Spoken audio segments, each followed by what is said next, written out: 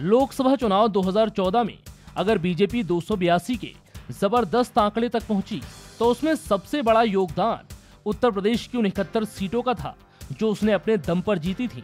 अपना दल की 2 सीटों को मिलाकर उत्तर प्रदेश में एनडीए का आंकड़ा 73 सीट पर जाकर ठहरा।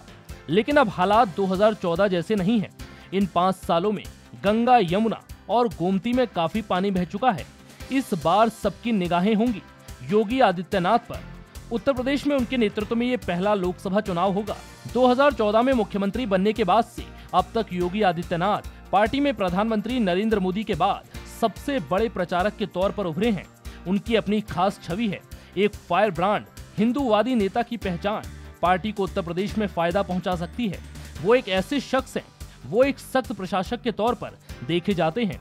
हालांकि 2018 में और कैराना में हुए लोकसभा उपचुनाव में योगी को मुंह की खानी पड़ी थी, जब सपा बसपा गठबंधन और राष्ट्रीय लोकदल ने करारी मात दी, गोरखपुर तक बचाने में असफल रही। वहीं इस बार 2019 के चुनावों को लेकर योगी आदित्यनाथ ने क्या कुछ कहा, आइए आपको सुनाते हैं। मेरा ये मानना है कि देश के अंदर 543 जिन सीटों पर चुनाव होने हैं, मोदी जी के नेतृत्व में भारतीय जनता पार्टी गठबंधन 2014 से बेहतर प्रचंड बहुमत प्राप्त करेगा। मोदी जी के नेतृत्व में जो अभूतपूर्व कार्य देश के अंदर हुए हैं, गांव के लिए, गरीब के लिए, किसान के लिए, नौजवान के लिए, महिलाओं के लिए, समाज के विभिन्न तबकों के लिए, इंफ्रास्ट्रक्चर डेवलपमेंट के लिए जो बेहतरीन कार्य हुए हैं। और मैं फिर इस बात को कह सकता हूं कि आंतरिक और बाह्य सुरक्षा के मोर्चे पर जो बहुत ओजस्वी कार्य मोदी जी के नेतृत्व में भारत सरकार ने किया है, पूरा देश मोदी जी का अभिनंदन करने के लिए उतावला है। और आज के दिन पर हम कह सकते हैं कि मोदी जी के नेतृत्व में भारतीय जनता पार्टी पूर्ण बहुमत की सरकार बनाएगी और भारतीय जनता पार्टी गठबंधन की सरकार मोदी जी के नेतृत्व में 2019 में 23 मई को आने वाले परिणाम में सामने आएगा। देखिए, चुनौती हमारे सामने कुछ भी नहीं।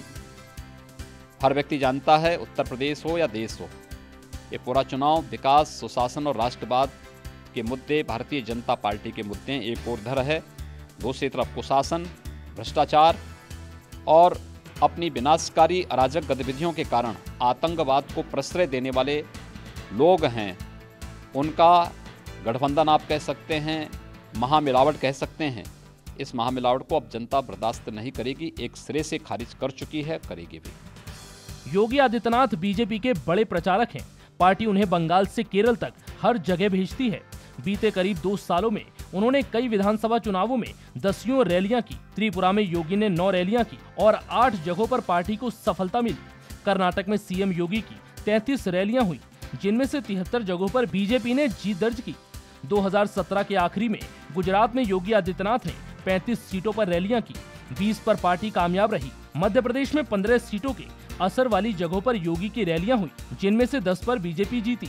हालांकि प्रदेश में पार्टी को हार का सामना करना पड़ा। राजस्थान में योगी का जादू नहीं चल पाया। यहाँ 24 विधानसभा क्षेत्र के असर वाली जगहों पर योगी ने प्रचार किया, लेकिन महज 10 सीटों पर ही जीत मिली। फिलहाल इस वीडियो में इतना ही।